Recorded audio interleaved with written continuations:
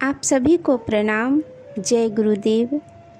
पुस्तक गायत्री ही कामधेनु है। इसमें आज हम सभी सुनेंगे गायत्री साधना से श्री समृद्धि और सफलता। गायत्री त्रिगुणात्मक है। उसकी उपासना से जहाँ सतोगुण बढ़ता है वहाँ कल्याणकारक एवं उपयोगी रजोगुण की भी अभिवृद्धि होती है। रजोगुणी आत्मबल बढ़ने से मनुष्य की वे गुप्त शक्तियाँ जागृत होती है जो सांसारिक जीवन के संघर्ष एवं अनुकूल प्रतिक्रिया, दूरदर्शिता, तीव्र बुद्धि, अवसर की पहचान, वाणी में माधुर्य, व्यक्तित्व में आकर्षण, स्वभाव में मिलनसारी जैसे अनेक छोटी बड़ी विशेषताएं उत्पन्न तथा विकसित होती है, जिनके कारण वह श्री तत्व का उपासक भीतर ही भीतर एक नए साँचे में ढलता रहता है। उनमें ऐसे परिवर्तन होते जाते हैं जिनके कारण साधारण व्यक्ति भी धनी एवं समृद्ध हो सकता है। गायत्री उपासकों में ऐसी त्रुटियां जो मनुष्य को दुखी एवं दरिद्र बनाती है, नष्ट होकर वे विशेषताएं उत्पन्न होती है जिनके कारण मनुष्य समग्र समृद्धि, संपन्नता और उन्नति की ओर अग्रसर होता जाता है। गायत्री अपने साधकों की झोली में सोने की असरफियाँ नहीं उड़ेलती। यह ठीक है, पर यह भी ठीक है कि साधक में उन विशेषताओं को उत्पन्न करती है जिनके कारण वह अभावग्रस्त और दीनहीन नहीं रह सकता। इस प्रकार के अनेकों उदाहरण इस पुस्तक में दिया गया है। उनमें से कुछ इस प्रकार है। झांसी के पंडित लक्ष्मीकांत झा व्याकरण साहित्याचार्य लिखते हैं, बचपन में ही उन्हें गायत्री पर श्रद्धा थी और उसी समय से 1000 मंत्रों का नित्य जप किया करते थे। इसी के प्रताप से उन्होंने साहित्याचार्य, व्याकरणाचार्य, साहित्य रत्न तथा वेद शास्त्री आदि परीक्षाएं उत्तीर्ण की तथा संस्कृत कॉलेज झांसी का प्रिंसिपल बने। एक सेठ के 16 वर्षीय मरणसन पुत्र के प्राण गायत्री जप के प्रभाव से बचते हुए देखे थे, जिससे उनकी श्रद्धा और भी बढ़ गई थी। वृंदावन के पंडित तुलसीराम शर्मा लिखते हैं, कुछ समय पहले श्री उड़िया बाबा की प्रेरणा से हाथरस निवासी लाला गणेशी लाल ने गंगा के किनारे कर्णवास में 24 लक्ष्य गायत्री का अनुष्ठान कराया था। उस समय से गणेशी लाल जी की आर्थिक दशा दिन दिन उठती गई और अब उनकी प्रतिष्ठा तथा संपन्नता तब से चौगुनी हो गई।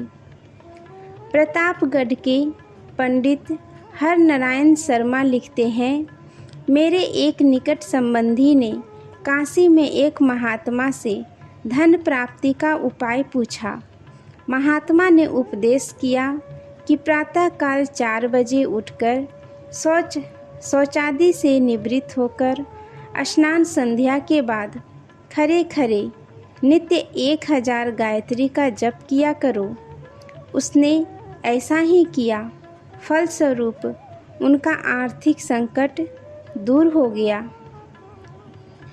प्रयाग जिले के छितौना ग्राम निवासी पंडित देवनारायण शर्मा जी देव भाषा के असाधारण विद्वान ब्राह्मण थे। वे अत्यंत निर्धन थे। पर गायत्री साधना में उनकी बड़ी तत्परता थी। एक बार 9 दिन उपवास करके उन्होंने नवा पुष्चरण किया। पुष्चरण के अंतिम दिन अर्धरात्रि को भगवती गायत्री ने बड़े दिव्य स्वरूप में उन्हें दर्शन दिया और कहा, तुम्हारे इस घर में अमुक स्थान पर स्वर्ण मुद्राओं से भरा घड़ा रखा है, उसे निकालकर अपनी दरिद्रता दूर करो। पंडित जी ने घड़ा निकाला और वे निर्धन से धनपति हो गए। महुआ काठियावाड़ के श्री रणछोड़लाल भाई का कथन है कि एक मनुष्य का लड़का मैट्रिक में 2 बार फेल हो चुका था। अंत में उसने दुखी होकर गायत्री का जप कराया। उस वर्ष उसका लड़का अच्छे नंबरों से पास हुआ। प्राचीन साहित्यकार पंडित द्वारिका प्रसाद चतुर्वेदी पहले इलाहाबाद में सिविल सर्जन के हैंड क्लर्क थे। उन्होंने वारेन हेस्टिंग्स का जीवन चरित्र लिखा जो राजद्रोहात्मक समझा गया था और उन्हें नौकरी से हाथ धोना पड़ा। बड़ा कुटुंब और जीविका का साधन न रहना, इस दोहरी विपत्ति से दुखी होकर उन्होंने गायत्री उपासना की।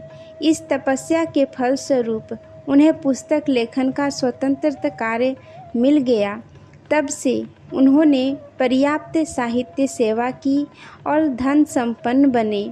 उन्होंने प्रतिवर्ष गायत्री अनुष्ठान करने का अपना नियम बनाया और नित्य जप करते थे।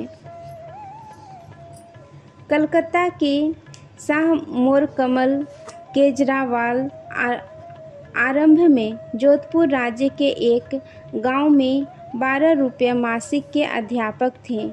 एक छोटी पुस्तक से आकर्षित होकर उन्होंने गायत्री जपने का नित्य नियम बनाया। जप करते करते अचानक उनके मन में स्फुरना हुई कि मुझे कलकत्ता जाना चाहिए, वहाँ मेरी आर्थिक उन्नति होगी। अतः वे कलकत्ता पहुँचे। वहाँ व्यापारिक क्षेत्र में वे नौकरी करते रहें और श्रद्धापूर्वक गायत्री साधना करते रहें। रुई के व्यापार में उन्हें भारी लाभ हुआ और थोड़े ही समय में लखपति बन गए। प्राचीन काल में दशरथ जी को गायत्री द्वारा प्रतिष्ठित यज्ञ करने पर और राजा दिलीप का गुरु वशिष्ठ के आश्रम में गायत्री उपासना करते हुए गौ दूध का कल्प करने पर सुसंतति प्राप्त हुई थी।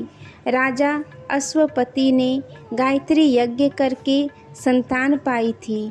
कुंती ने बिना पुरुष के संयोग के गायत्री मंत्र द्वारा सूर्य शक्ति को आकर्षित करके कर्ण को उत्पन्न किया था।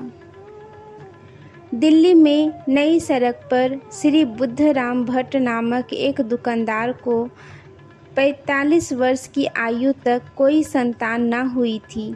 गायत्री की उपासना से उस ढलती उम्र में उन्हें पुत्र प्राप्त हुआ जो बड़ा ही सुंदर और होनहार दिखाई पड़ता था। सरसई के जीवन लाल वर्मा का 3 वर्ष का होनहार बालक स्वर्गवासी हो गया। उनका घर बालक के बिछोह में उद्विग्न था। उन्होंने गायत्री की विशेष उपासना की। दूसरे मास उनकी पत्नी ने स्वप्न में देखा कि उनका बच्चा गोदी में चढ़ आया है और जैसे ही उसने उसे छाती से लगाना चाहा कि बालक उसके पेट में घुस गया। इस स्वप्न के 9 महीने बाद जो बालक जन्मा वह हर बात में उसी मरे हुए बालक की प्रतिमूर्ति था। इस बच्चे को पाकर उनका शोक पूर्णतः शांत हो गया। सीकर के श्री शिव भगवान जी सोमानी तपेदिक से सख्त बीमार पड़े रहते थे। उनके साले मालेगांव के शिवरत्न जी मारू ने उन्हें गायत्री का मानसिक जप करने की सलाह दी, क्योंकि गायत्री उपासना से ही अपने पारिवारिक कलह तथा स्त्री की अस्वस्थता से छुटकारा प्राप्त कर चुके थे। सोमानी की बीमारी इतनी घातक हो चुकी थी कि डॉक्टर बिल मोरिया जैसे सर्जन को कहना पड़ा कि पसली की 3 हड्डियां निकलवा दी जाए तो ठीक होने की संभावना है, अन्यथा 15 दिन में हालत काबू से बाहर हो जाएगी। वैसी भयंकर स्थिति में सोमानी जी ने गायत्री माता का आंचल पकड़ा और पूर्ण स्वस्थ होकर अब वे रोहिणीपुर में अपना अच्छा कारोबार कर रहे हैं। रोहेरा निवासी श्री नैनू राम को 20 वर्ष पुरानी बात व्याधि थी और बड़ी बड़ी दवाएं करा लेने पर भी अच्छी न हुई थी। गायत्री उपासना द्वारा उनका रोग पूर्णतः अच्छा हो गया। इस प्रकार के अनगिनत उदाहरण उपलब्ध हो सकते हैं जिनमें गायत्री उपासना द्वारा राजसी वैभव से साधक लाभान्वित हो चुके हैं। आज के लिए यहीं तक। आप सभी को धन्यवाद। जय माँ गायत्री।